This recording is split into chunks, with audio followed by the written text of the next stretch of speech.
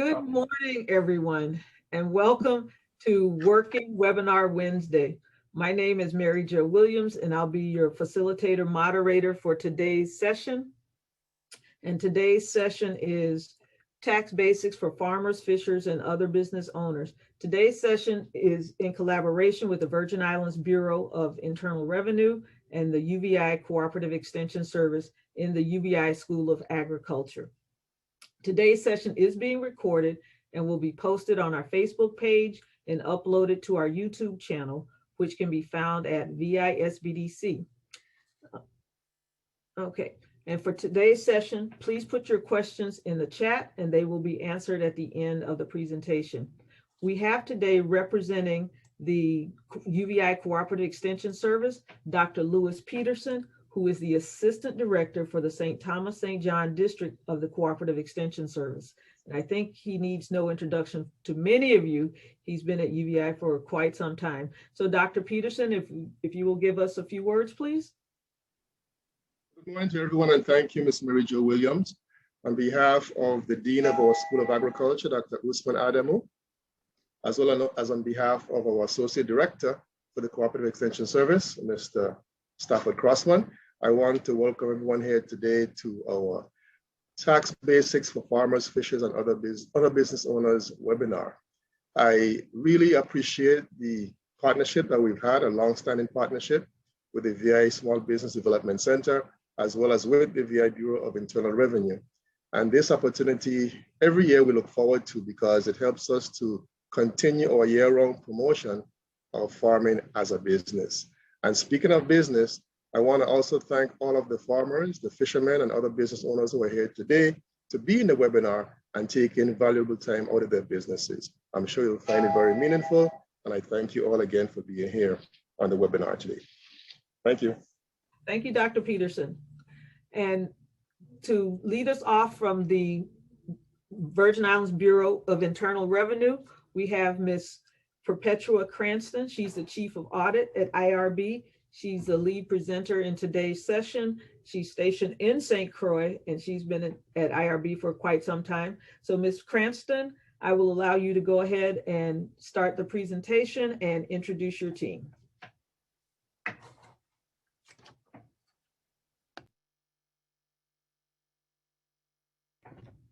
Now you're muted, Ms. Cranston. Unmute. All right, can everyone hear me now? All right, so good morning and thank you for joining us today. I bring greetings on behalf of Director Lee and the management and staff of the Bureau of Internal Revenue. We'd also like to thank the SBDC for inviting us here to do this presentation for you. Joining me today will be Ms. Sharon Carr, who is the Chief of Delinquent Accounts and Returns Branch. When you call our office, the gentleman says, if you want DAR, press X number. That is the Delinquent and Receivable Accounts Branch. I also have with me Mr. Clifford Charleswell. He's stationed in St. Thomas and he's the Assistant Chief of Audit. And joining us shortly will be Mr. Glenn Hodge, and he's the Excise Supervisor.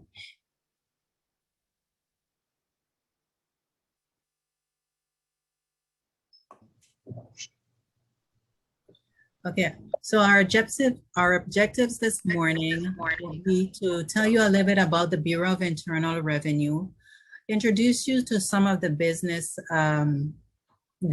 entities. Ms. Sharon Carr is going to give you a little bit of an intro into delinquent accounts, letting you know what you need to do if you owe, telling you about the procedures to obtain a business license and to renew a business license. Mr. Hodge is going to be talking about excise tax and what's going on in that area. And then we'll have a question and answer period, and we will provide you with some resources that will be useful to you throughout your business. Okay, now before we get started, we have a couple of polls that we would like for you guys in attendance to answer. And the first poll is the form of ownership of your business.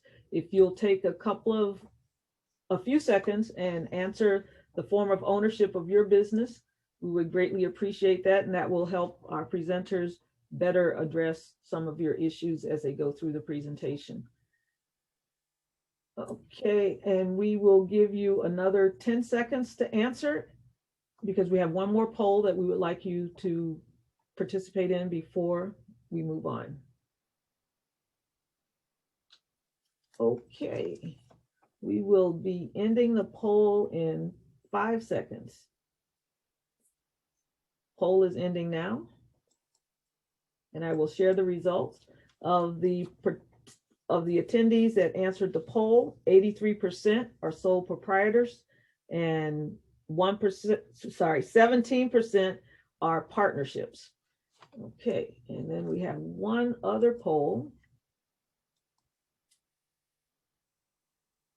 And that poll is type of business. Are you a farmer, a fisher, or other business? And that should take just a few seconds for you guys to answer. And we will give you 5 more seconds.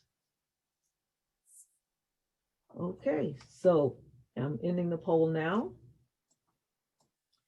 And of our participants that participated in the poll, we have 17% are fishers, 17% are farmers, and 67% are other businesses.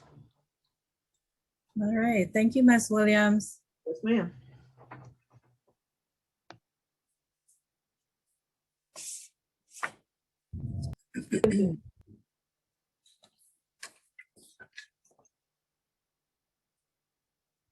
Okay, did you take back the sharing from me because my screen isn't moving?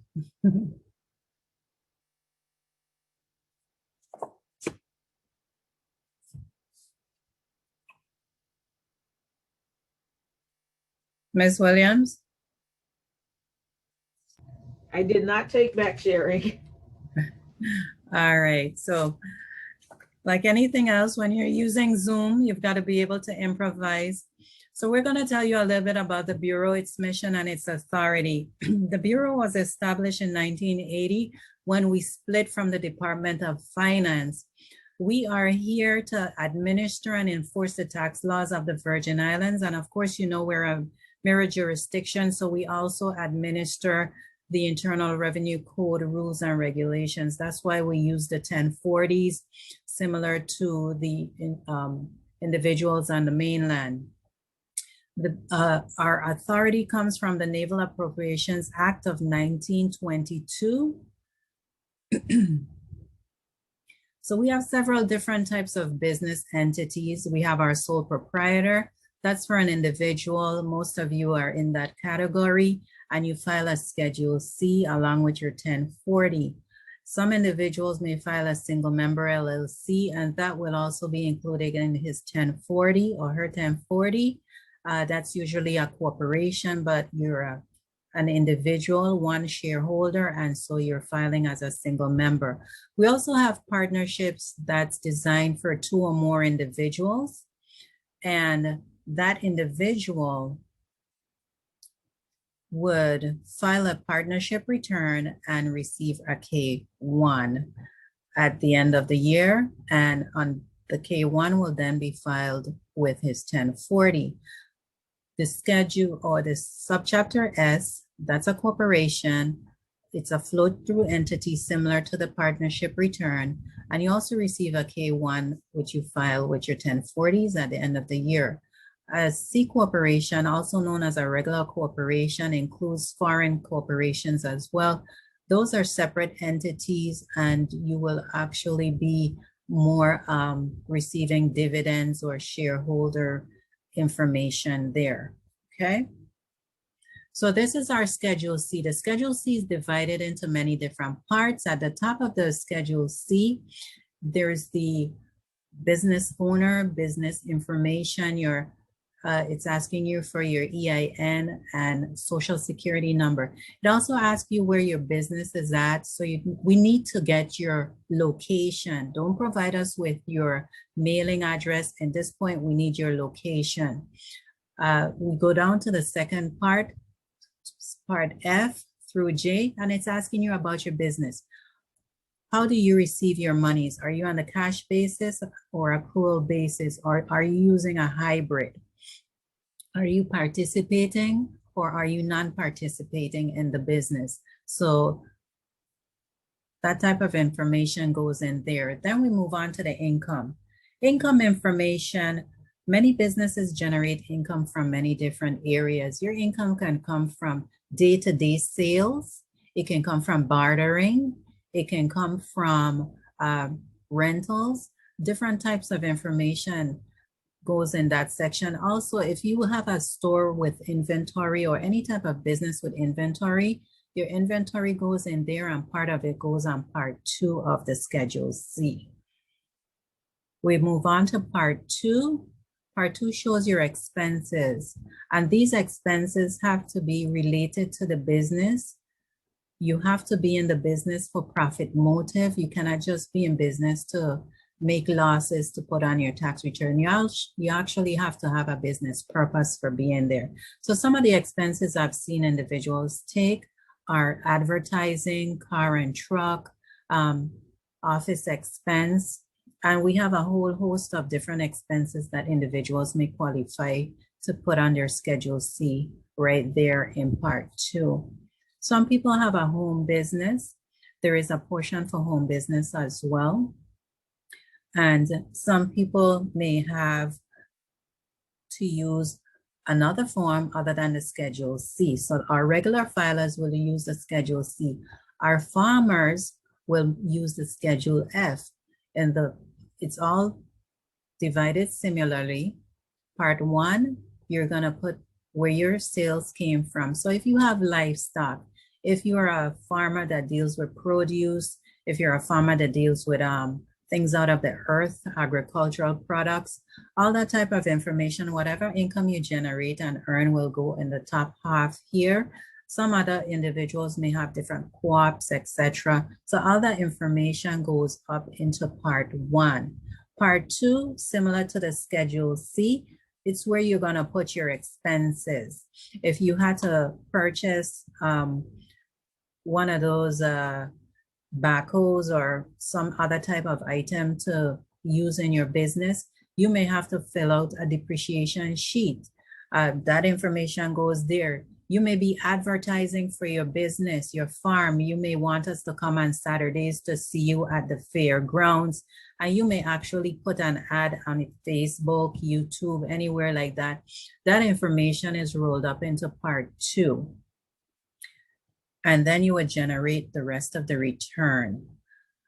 Some individuals may file a 1065. As I stated earlier, it's a partnership return. It's usually consists of 2 or more individuals. And all of our tax forms are divided similarly. If you look at part, let's go down to the income section. It is similar to the other 2 forms. And then we have our deductions, which are similar. Here it's called deductions. On the other forms, it's called expenses.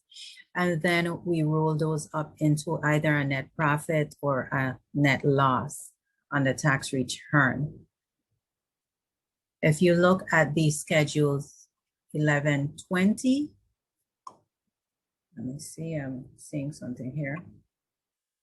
The 1120 provides you with the same type of information, and the setup is pretty much the same as the other form types. And we have the 1120S.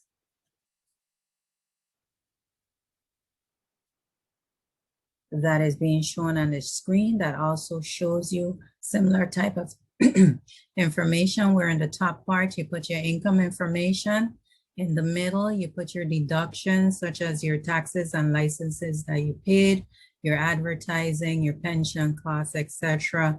And at the end of the tax return, you're going to either have a net profit or you're going to have a loss that you can use for either to carry back or to carry forward. We have a very unique situation with our farmers and our fishers. They qualify, if they choose to use the subsidy, for an exemption of about 90% on their income or more. So this is the form that you would pick up from our office, or maybe the Department of Agriculture may also have them, and you fill it out and turn it in along with your tax return. Just because you're a farmer or a fisherman or a fisher and you do not make a profit doesn't mean that you don't have to file. You do still have a filing obligation with us. So please, anyone that's on the call, even if you're an EDC beneficiary, you do have to file all your tax returns. Self-employed individuals.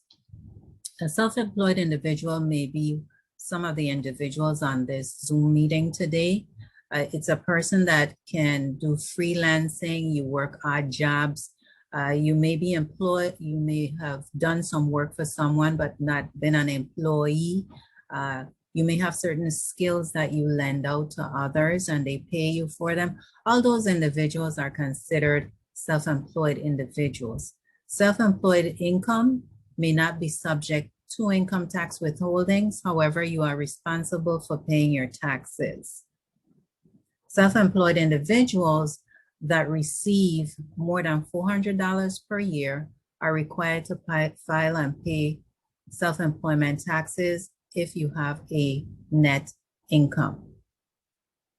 The self-employed individuals use the Form 1040-SS in order to pay those self-employment taxes. There are no exemptions on those taxes. So if you're a farmer and you made $10,000 last year and you've got to pay your taxes on that money to the self-employment for self-employment taxes. You may not owe a withholding to the Virgin Islands Bureau of Internal Revenue, but you will have an obligation to pay your self-employment taxes, which includes your Social Security. If you're filing and paying those forms, then if you're sending in your payment, your information will go to Charlotte, North Carolina. If you're filing the form and you have no payment to include, your information will then go to Ogden, Texas. And at this point in time, I am going to turn over the rest of the slides to Mr. Charleswell, who is the Assistant Chief of Audit. So Mr. Charleswell, unmute yourself and I will mute myself.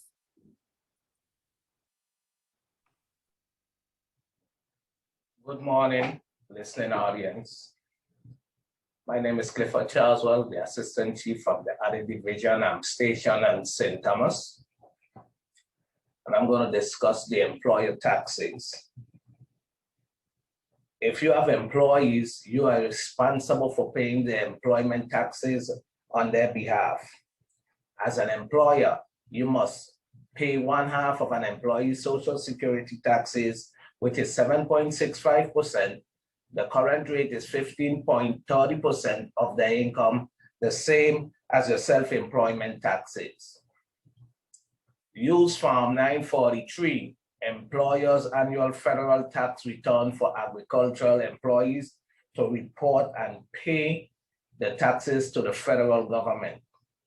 The amount you match in payments is 7.65% is deductible on your business tax return. There is no exemption or subsidy for employment taxes to the federal government.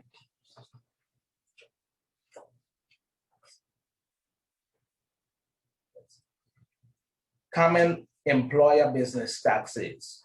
Form 501 VI, employers withholding tax deposit coupon. The due dates depends on your situation.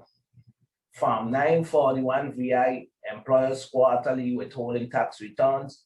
The due date is April 30th, October 31st, July 31st, and January 31st. 941 SS, employers' quarterly federal tax returns are due April 30th, October 31st, July 31st, and January 31st. Common employer business taxes. 943, employers' annual federal tax return for agricultural employees. They are due February 1st, 7/20 VI, or due within 30 calendar days following the last day of the calendar month concerned. 7/20B, gross receipts due January 30th following the year concerned.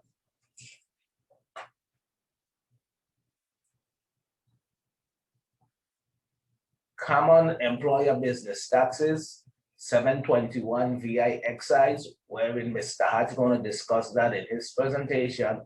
And we have the 7/22 VI hotel room tax.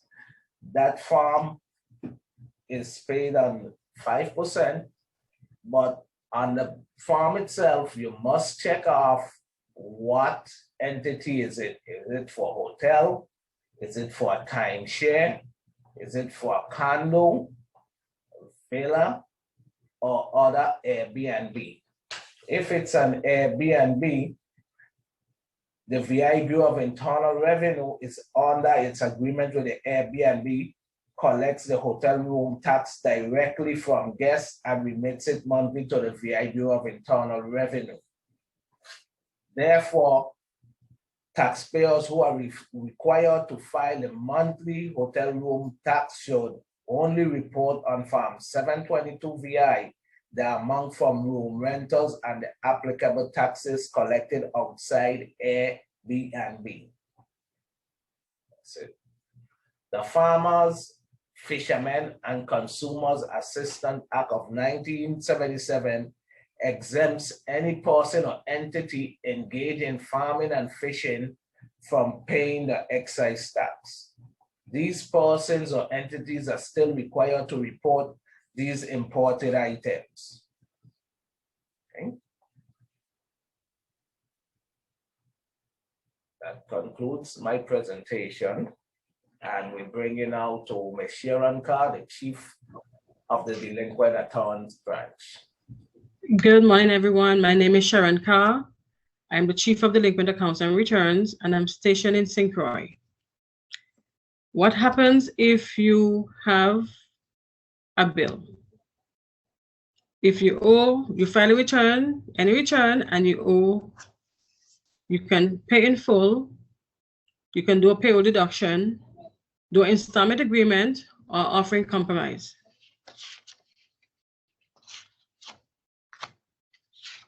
At this time, there is an amnesty. It is in effect from January 11 to June 30th, and the amnesty is on gross receipt, corporate, and personal income taxes. Periods covered under the amnesty for gross receipt 720 VI is November 30th and prior. For Form 720B for taxes years 2019 and prior, income and corporate tax returns, that's the 1040 and the 1120s for tax years 2019 and prior. Okay, the gross receipt 720 VI total tax must be paid and interest and penalties will be abated. For the corporate income tax, Form 1120, total taxes and interest must be paid and penalties will be abated also.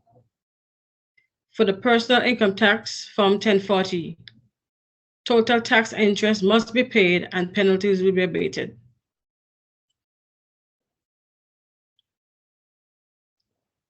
The amnesty does not cover trust fund taxes.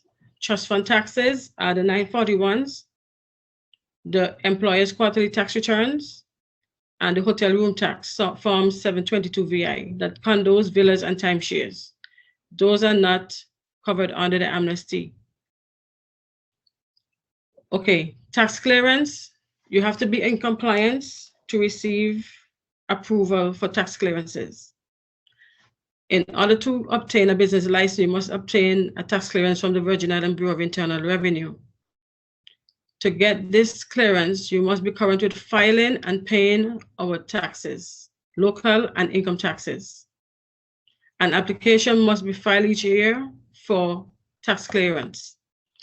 If you're going to meet, if you have to take the clearance to a board, you need a paper application. If not, for example, like social work, human services needs that. Taxi commission would need it from the taxi drivers, so they do paper applications. And also online, but most applications now are online. So you have to apply on the DLCA site, and we will do the research, see if you're in compliance, and approve or deny.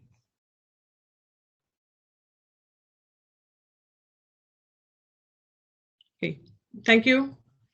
You have any questions, feel free to call 773-1040 extension 4250 or ask for any officer or revenue representative. Thank you.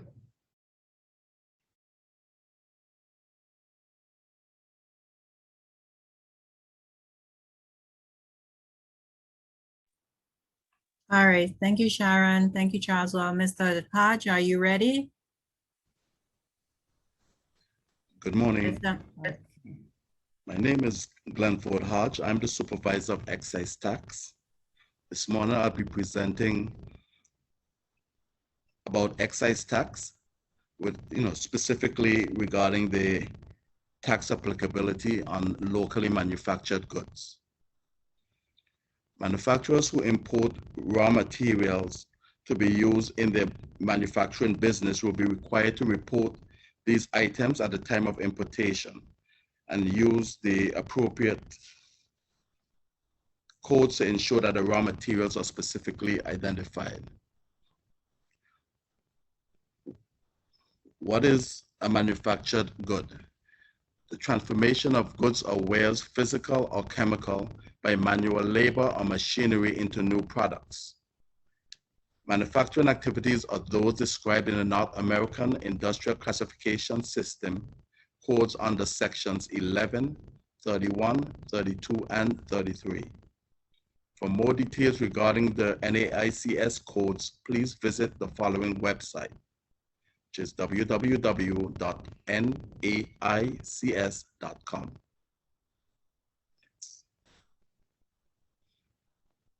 What are the tax rates? The excise tax rates on locally manufactured goods and imported goods are the same.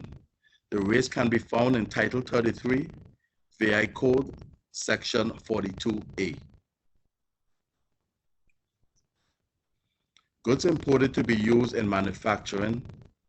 Information is submitted using the excise tax web portal, which is located at excise.bir.vi.gov. Excise tax on imported raw materials to be used in the manufacturing process will be deferred until the time of sale of the manufactured products. The tax deferral granted for importation of raw materials used in the manufacturing process is not applicable for the container tax. The container tax is due at the time of importation. This list is comprised of item numbers that would be used to facilitate the exemption that we grant on the importation of raw materials. For example, the first one, M24, if it's a raw material used to create a foodstuff, then you select that code, and vice versa. There's a description of the various type codes that we have to facilitate that exemption. If none of them matches the activity that you engage in, then you'll use M60, which is a raw material imported for manufacturing process for which no specific tax category exists.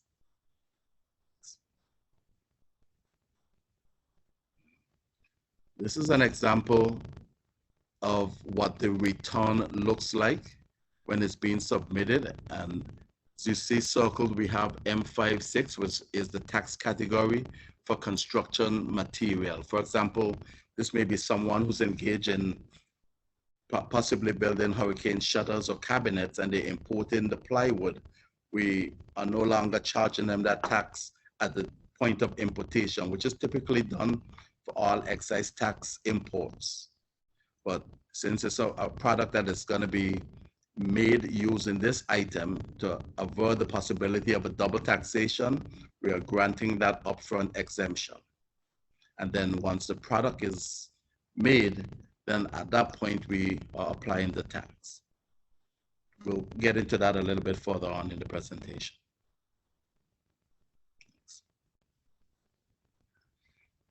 Okay. The excise tax is applicable in the month the item is sold. The tax is calculated based on a 5% markup of the total manufacturing cost multiplied by the applicable tax rate. All manufacturers, including those with EDC benefits, are required to file Form 721 VI along with the manufacturing cost worksheet.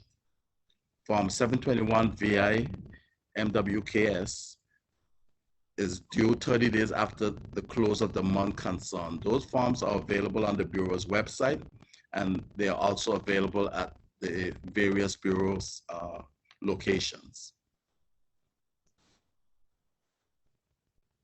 This is a list of the instructions to assist with the preparation of the worksheet. As it applies to the locally manufactured goods, we have formulated a form which is the 721 VI worksheet. These are the instructions that are required to accompany the submission. On the worksheet, we determine the total manufacturing cost. That is the basis of the tax computation.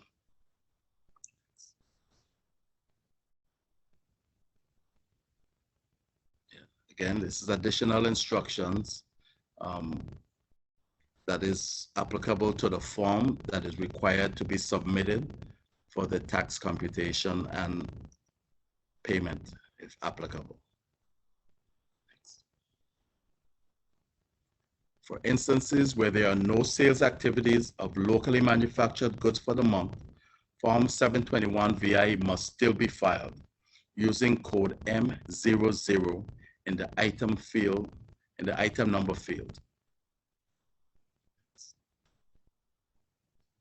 Okay, in order to file your excise taxes, whether it's on imported goods or locally manufactured goods, you must use the excise tax web portal. Here is an example of the instructions that is required to create the profile that allows you to submit your returns. These are the instructions. Navigate to the website, which is excise.bi.vi.gov. Then you complete the registration form. Use your email for the validation of the password that you've selected. And then it allows you to have access to be able to submit your clearances of imported goods or locally manufactured goods.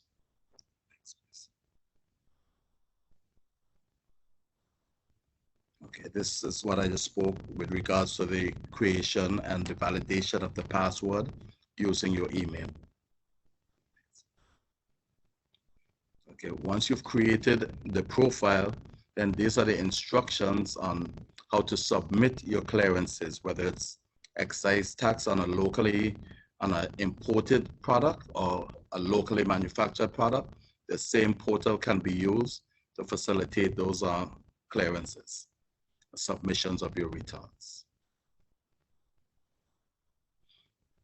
Yep, this is just an image of what it looks like before you actually present it.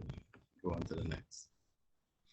Again, if you have any questions, any problems with the creation of the access or with the submission of the returns, you're always welcome to call, and we do our best to provide you the assistance required. Thanks. So additional steps in the process. And then if a payment is applicable, then this is your gateway to the EverTech portal, which allows you to be able to submit your payments using either Visa, Logo card, or the MasterCard. At present, we don't do Discover or, I can't remember the other one.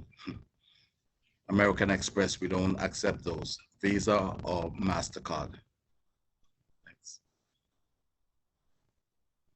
And this is a draft of what the return looks like once you've submitted once you fill out the pertinent categories, the fields, and prior to us actually affixing to the system, affixing the approve for release seal, this is what the draft would look like.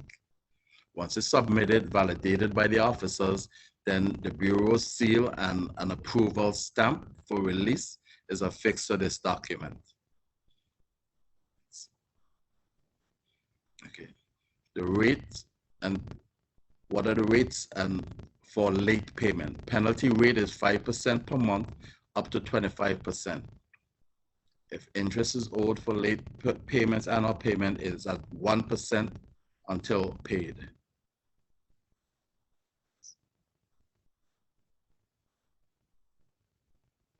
Okay, this is the contact information for the Bureau, the addresses on both islands.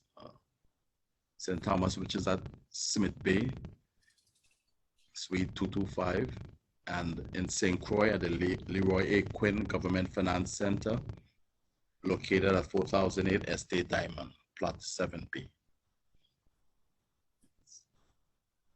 All right, so this is Perpetua again. I wanted to add a piece on record keeping because I don't know where you're at in the in your business process. I don't know if you're new to business. I don't know if you use an accountant or a bookkeeper, but it helps to keep your record straight so during the year, so that when the end of year comes and you turn those documents over to your accountant, that it's smooth flowing. So what I do during the year, or I recommend for my taxpayers during the year, is that every month you can use whatever filing system you want, whether be it you want to use file folders or you want to use envelopes. And the tax return is divided into very specific parts. For example, you know, you have your income section. So whatever applies to income, you keep it in your income folder. If you have advertising, whatever applies to advertising, keep it in your advertising folder. Most people at the end of the month, they should be doing their reconciliations. If you're a small business, a very small business, you may not be doing reconciliations that often, but you can still keep your records in different folders so that you can tally them up at the end of the year and give them to your tax preparer, and it will make for better smooth sailing. If you ever have to come into the Bureau of Internal Revenue in order to present your records to audit or to delinquent accounts or even to Mr. Hodge, you have everything right there you need in a folder or an envelope, and we will be better able to assist you. This is a list of resources that we use to put this presentation together. And also it's a list of resources that you may be able to use in the future for your business. The first is the IRB's website. It's beautiful. We recently upgraded it. Take a look at it when you have an opportunity. Mr. Hodge spoke about the excise tax website. You can go there if you need to. We use the Internal Revenue Code, and some of the information in the presentation came out of the code. We also used the information for the farmers, fishers, and their act, and it's Title 7, Chapter 13. And we also used information from different publications which are listed here. The bill number that's listed is for the farmers and fishers, and the act number that's here refers to the amnesty. So here we have the end of our presentation, and we're open for questions if you have any.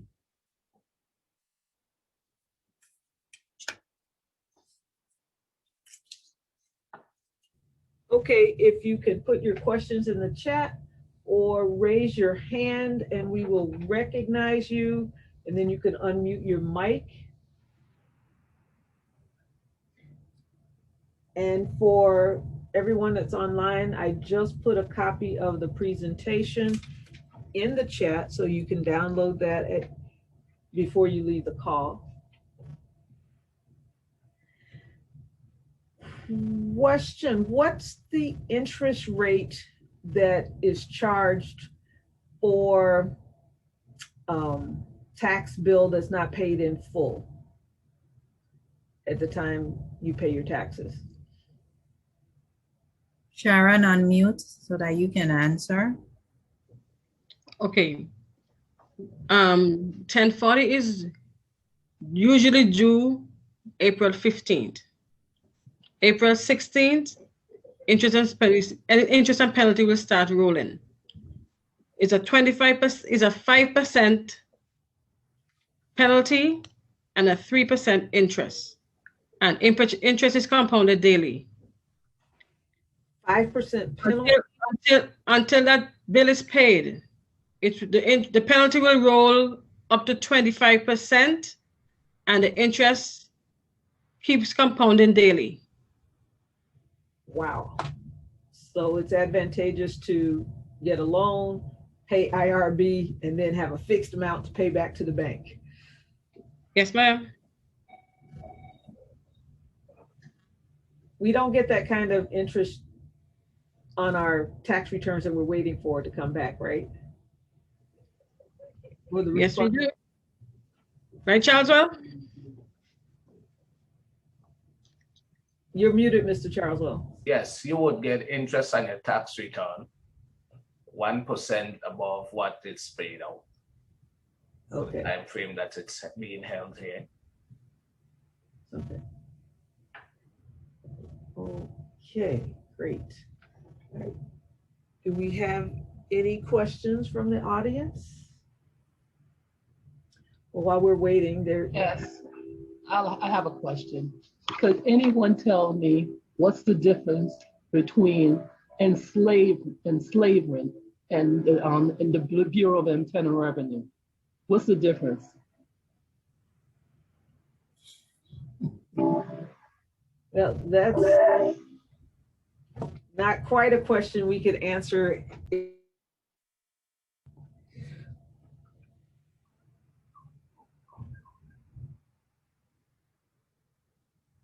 Okay, is there another question?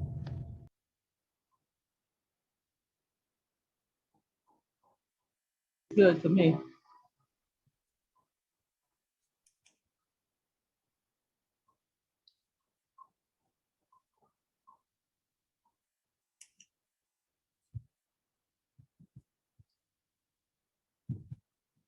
All right.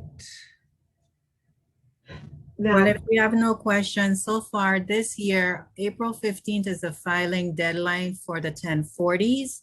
So if you have your 1040 to file, try and get it into us before April 15th. The other types of business have different deadlines.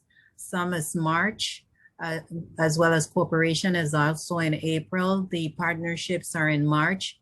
So, and you also have the different 941s and 501s, etc., that are also due at different points in time. So the IRS has a very interesting publication. It's a publication that has a calendar in it, and that calendar has all the federal deadlines in it. But our deadlines here also coincide with the federal deadlines. So if you're in business and you're doing your paperwork yourself, try and print down that publication, have it handy, or give it to your assistant if that person helps you with preparation of the tax documents that you need to turn in on a monthly, bi-monthly, or quarterly or annual basis.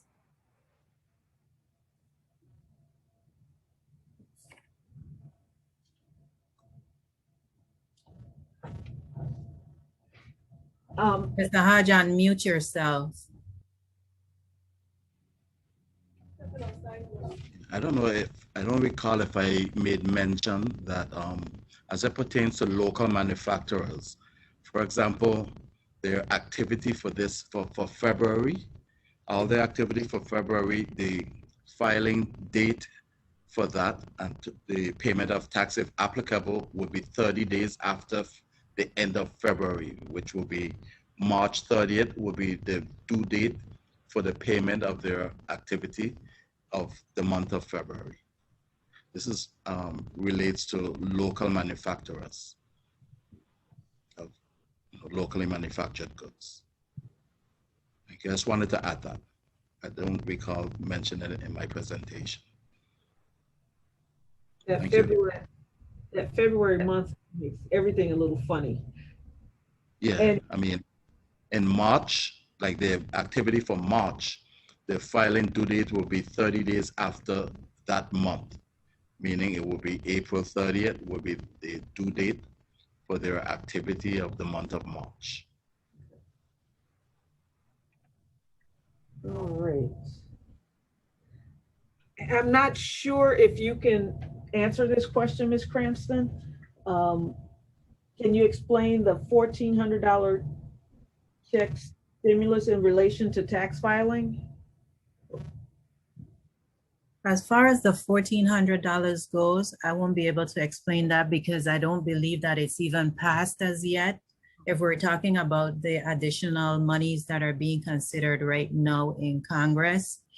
But if you are filing your income tax return and you have not received your stimulus as yet for either the first round or the second round, when you're doing your 1040 for the 2020 tax year, you may be able to recover that money there because there's a line, it's specifically line 30, and you've got to do a worksheet in order to determine how much money you're still owed. And whatever monies you're owed, that's what goes on line 30, and then it's rolled up into a refund for you on your 1040 for 2020. So as for the $1,400, we will have to wait and see what Congress says. Okay, cool. I see Ms. Knight has her hand up. Ms. Knight, you can unmute yourself and go ahead and ask your question, please.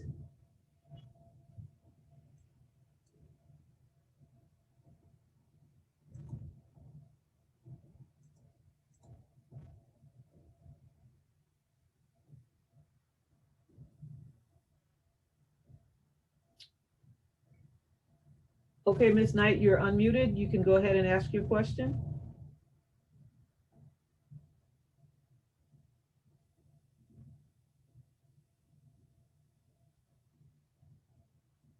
Okay. Well, okay, we'll go ahead and we'll take the next question.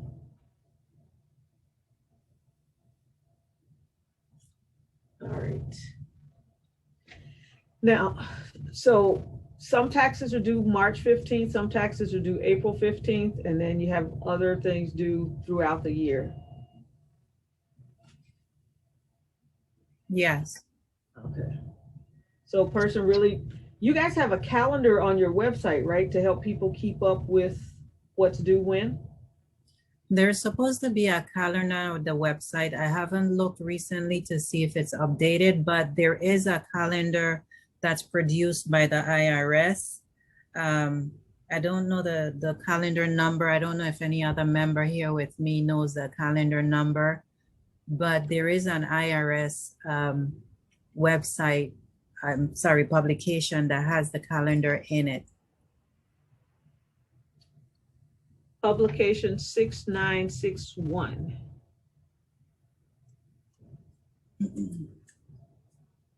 Calendar year projections for information and withholding documents for the United States and IRS campuses. Is that? No, it's not that. It's I'm gonna look it up on my phone and see if I get the correct number for you. It is actually a publication.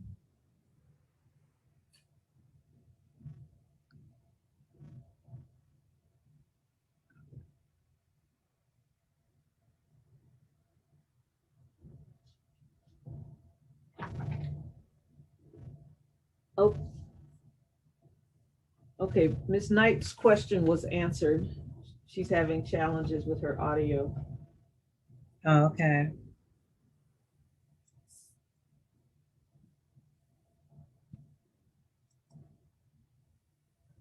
Fantastic.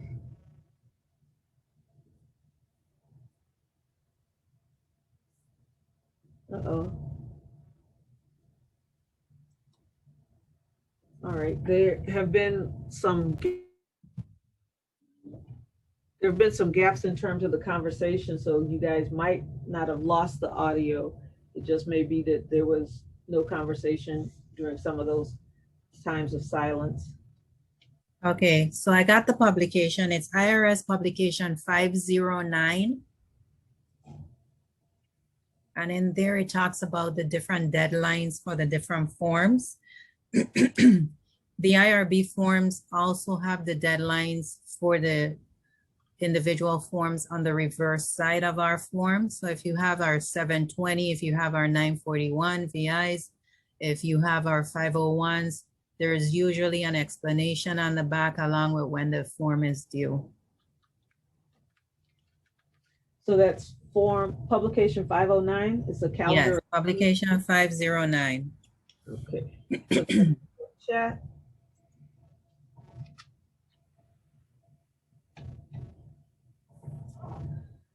Okay, and a couple of people are having a challenge. So I would suggest that you exit and come back in to, maybe the system needs to reboot. Okay. Looks like all of our questions have been answered. Do you have any additional words of wisdom in terms of record keeping, filing your taxes on time, paying IRB, IRS? Question, can we file our tax returns in the States? Charles, well, you want to take that one? Unmute yourself. Because I heard that we could get a faster return. No, once you are Virgin Islands resident, you have to file with the Virgin Islands Bureau of Internal Revenue. And what happens when people don't do that? There's penalties and consequences for not adhering to the tax laws. So if a person files in the States and gets a refund, but they're supposed to file here, there are consequences. So how is the penalty and interest accrued from when? Basically, the penalty and interest wouldn't come from us because you still haven't lived up to your filing obligation here in the Virgin Islands. So as we see fit, you are non-filer for our purposes. Okay. But your IRS, on the IRS side of the house, you filed a false return. So they have a number of things that they can do to you. They can charge you a fine. They can actually take you to court. I don't know if you read recently in the newspaper where certain individuals were doing certain things that they should not be doing, and they were taken to court, and the judgment was received on behalf of the IRS. And some individuals even go to prison. Sometimes you read about tax preparers also getting into trouble because of unscrupulous practices that have happened. So if you have a tax return or and it's due to us here at the Virgin Islands Bureau of Internal Revenue, please file it with us. Do not file it in the United States, or else you'll be subject to the rules that go along with non-compliance. Okay, so you will be charged interest, penalties, and you could even face fines and face imprisonment as well.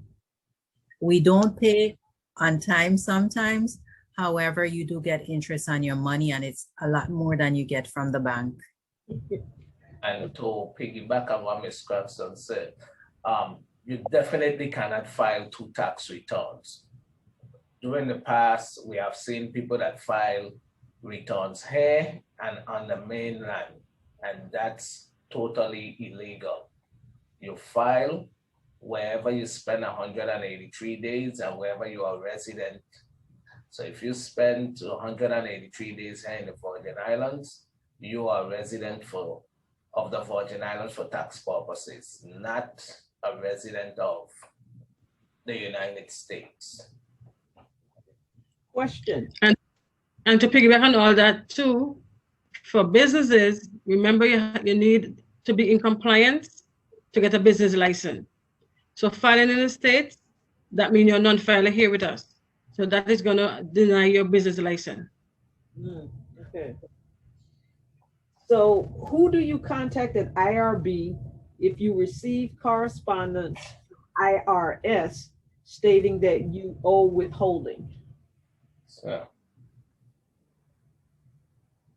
you wouldn't contact anyone in IRB if you have IRS withholding issues. However, some of the personnel located inside the Bureau of Internal Revenue, based upon the expertise and the professionalism, would guide you and tell you what you have to do. There's an IRS office down at the Federal Building here in St. Thomas. Or they will have an 800 number to call to rectify their problem. So we cannot rectify the federal government problem.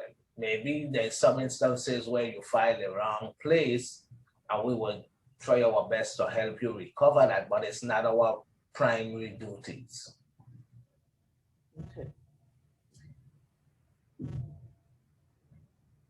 I file in the VI, but they are saying you owe. Let me see. As far as taxation percentage, are sole proprietor fishers going to be taxed? Let me see. Are sole proprietor fishers going to be taxed on any aid received?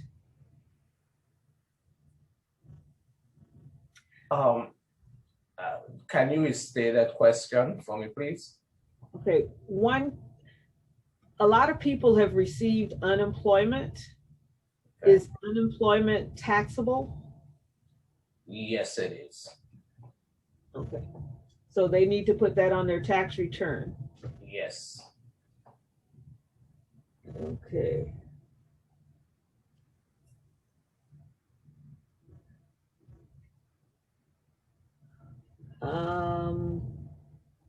Can you speak on the disbursement of the stimulus checks in terms of how they're disbursed? No, we cannot. The director's office handles that area. And I think him and the governor, they've been on different mediums, different types of media explaining how that works. And we also have a press release. So we don't touch that one. Okay. All right.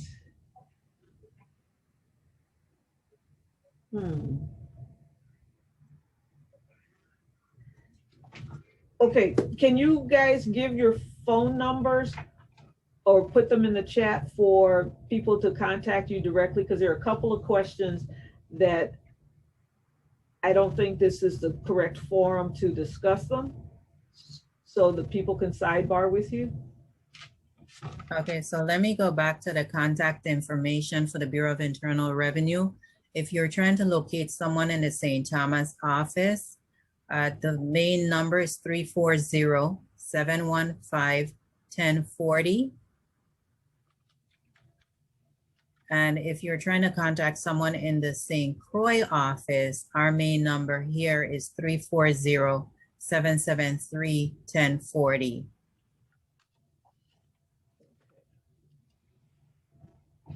All right.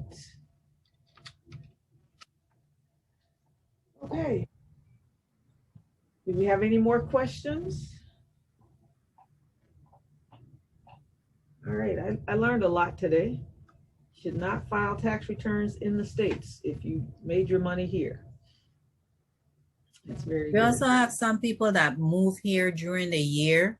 That individual, they may have a filing obligation here and where they came from, but we're the ones that will control that return and send the portion of the information that belongs to the IRS to the IRS. Okay. And what are the office hours? We are back to regular hours, 8 to 5. Our cashiers close a little bit earlier so that they can go through their end of the crunching of the numbers, etc. Okay, so you're seeing people in the office? We are not seeing individuals in our office exactly. We are practicing social distancing. We are observing everything that the CDC has asked us to observe in order to keep us and the public safe. For example, myself and Mr. Chaswell, we work within the audit department. What we do is we will take your information, such as a phone number, or if you have information to give to us, then we collect that information. We call you on the phone and we talk to you and get your particulars there, because it's kind of hard disclosing your information in the lobby. So we give you the privacy of calling you on the phone and speaking to you directly. Delinquent accounts, Glenn, you guys can speak to how you do it. You all on mute. Yes, There's a customer service, sorry, there's a customer service desk that we see our taxpayers, and we also do our transactions over the phone, speak with them over the phone for privacy. excise tax, we have the web portal, the excise tax web portal. That is what is being used for the excise tax clearances. Once they're submitted, within an hour or two of submission, one of the officers would address it, release it, and you have the ability from your home or your office to print the approved for release document to take to customs to complete your clearance process. And the customs office hours are the same, 8 to 5? I can't speak to that. I believe it's until about 4:30. Okay. Excise is 8 to 5, like the main IRB office? Yes, we'll clear up to 5 o'clock. Thereabouts, 4:30, 5 o'clock. We'll do the releases. Up until 4:30, actually, because they need time to close out their daily tally. Okay, question. What if, this is one that's in the chat, what if you also reside on the mainland more than 183 days in the year? So say if you're up for medical or something like that. Medical reasons are considered temporary absences from your home base. However, if you reside on the mainland for more than 183 days and you receive income from VI sources, you would file an 8689 and you would file a 1040 with the US government. Once you file it with the US government, you're going to file the 1040, and on the second page, you're going to prepare the 8689. And then for the Virgin Islands purposes, you're going to do the 8689 and put that on top. So it's kind of a flip. But once the income is sourced in the Virgin Islands and you reside on the mainland, you prepare 8689. That would allocate the amount of earnings and withholdings that was actually from the Virgin Islands. So still there's no two filing, okay?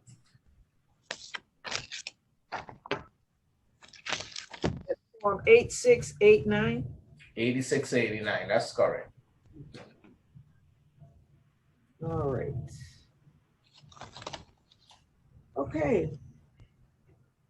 I think we can come to the end of this presentation unless there is another question. I think they want to make you guys stay until 11:30, like we said in the announcement.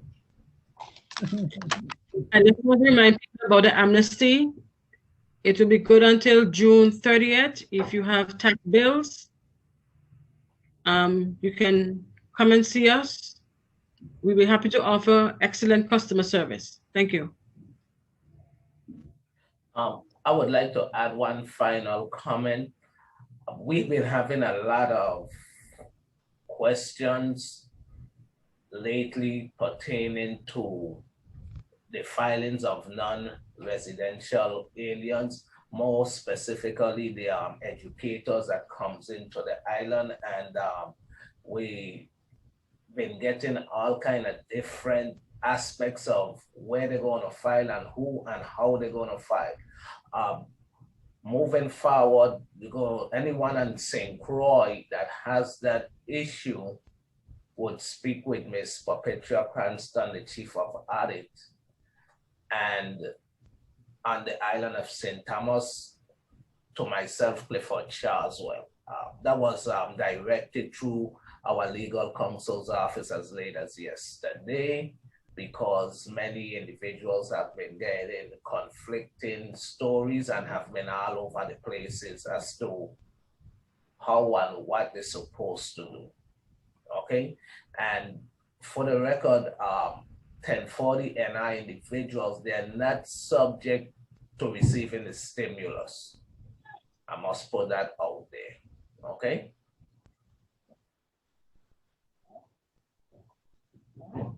That's a 1040 N like in November, I like in India? No, NR. Oh, NR, non-resident. Correct, yes. November Romeo. Yeah. Okay. All right. Last call? Okay. All right. I think with the last call, we'll put up the SBDC slide, and we will thank you all for attending today's session. We had some good questions, good information shared. Please call IRB if you have any questions. If you need assistance with your farming and fishing, make sure you contact Cooperative Extension Service, and join us tomorrow, the 4th of March at 3 p.m. We have the basic bookkeeping series. It's 5 sessions. If you're just starting your business, it's a good series to attend. If you've been in business for a while, it's a very good series to attend. We have Ms. Carmen Acevedo Adams as our presenter, and you will be in for a treat.